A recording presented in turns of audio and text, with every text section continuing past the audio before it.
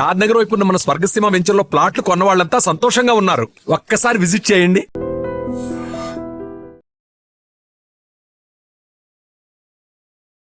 సాధారణంగా బరువైన వస్తువు నీటిలో వేస్తే వెంటనే మునిగిపోతూ ఉంటుంది. కానీ యూపీలోని ఘాజీపూర్లో మాత్రం ఒక వింత సంఘటన. నదిలో ఒక భారీ రాయి తేలుతూ ఉండటంతో అది గమనించిన స్థానికులు వింతగానూ ఆశ్చర్యంగానూ దాన్ని చూస్తూనే పూజలు చేయటం మొదలుపెట్టారు.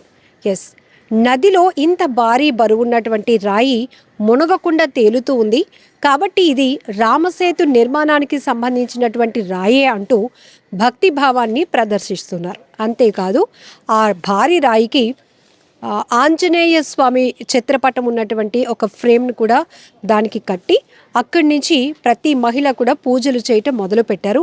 జై శ్రీరామ్ నినాదాలతో ఆ ప్రాంతం అంతా మారుమ్రోగిస్తున్నారు.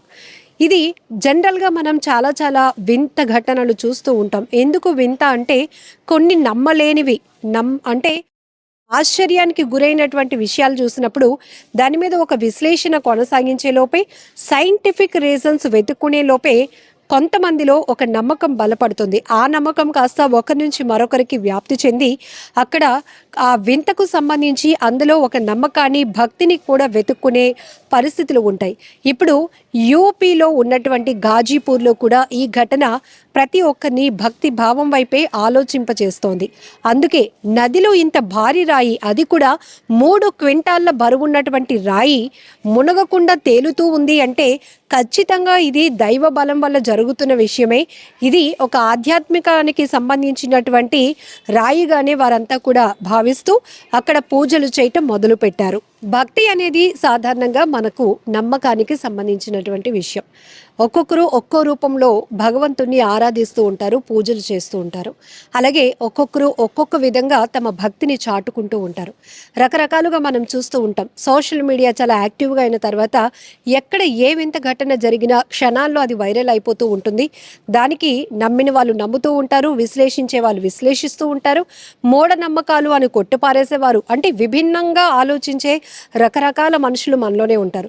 అయితే కొన్ని చోట్ల మనం వింత ఘటనలు అనేటప్పటికీ వేప చెట్టు నుంచి పాలు కారటం, లేకపోతే దేవుడి చిత్రపటం నుంచి పాలు వస్తూ ఉండటమో, లేకపోతే పువ్వులు పడుతున్నాయనో, విభూది రాలుతుందనో, లేకపోతే కొన్ని చోట్ల కొన్ని విగ్రహాలు పాలు తాగుతున్నాయి, ఇది కదా భక్తి అంటే అంటూ కొంతమంది తమ సంబంధించినటువంటి నమ్మకాన్ని అలా ప్రతి ఒక్కరికి ప్రదర్శించాలి అనుకుంటూ ఉంటారు. ఇది ఖచ్చితంగా చూసే వాళ్ళకి మాత్రం చాలా ఆశ్చర్యంగానే అనిపిస్తూ ఉంటుంది.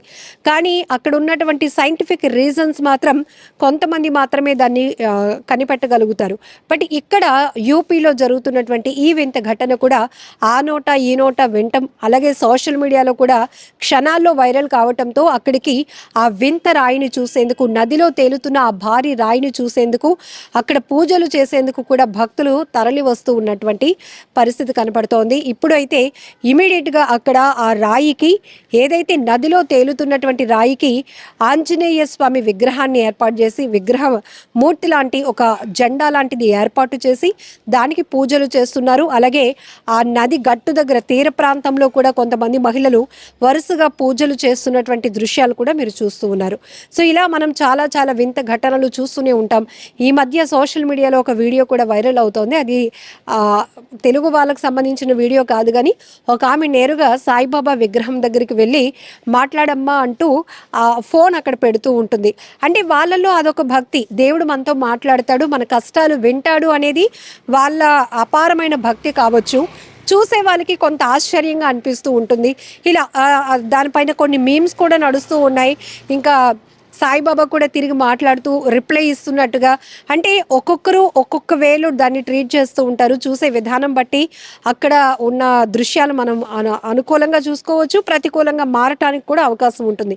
ఏదేమైనా రామసేతు నిర్మాణానికి ఉపయోగించినటువంటి రాయికి సంబంధించింది ఇది కూడా. అందుకే ఇంత బరువున్నటువంటి రాయి కూడా నీటిలో మునిగిపోకుండా, నదిలో మునిగిపోకుండా బయటికి తేలుతోంది.